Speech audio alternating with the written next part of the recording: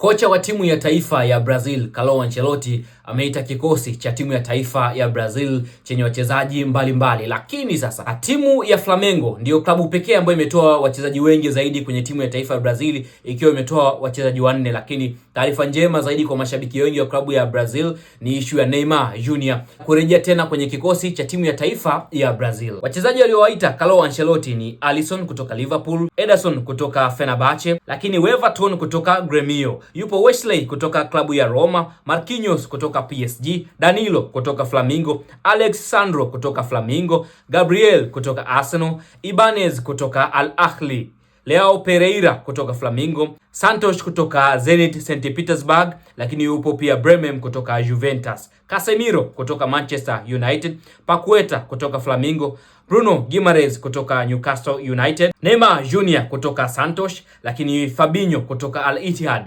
Danilo kutoka Botafogo, Luis Enrique kutoka Zenit St Petersburg, Ryan kutoka klabu ya AFC Bournemouth, Vinicius Jr kutoka Real Madrid, Rafinha, Gabriel Martinelli kutoka Arsenal, Matheus Cunha kutoka Manchester United, Enrique kutoka Lyon lakini yupo kwa mkopo akitokea Real Madrid, pamoja na Igor Thiago wa Brentford. Hao ndio wachezaji ambao watakwenda kuiwakilisha timu ya taifa ya Brazil kwenye michezo ya kombe la dunia. Taarifa kubwa zaidi ilikuwa ni taarifa ya Neymar Jr kurejea tena kwenye kikosi cha timu ya taifa ya Brazil.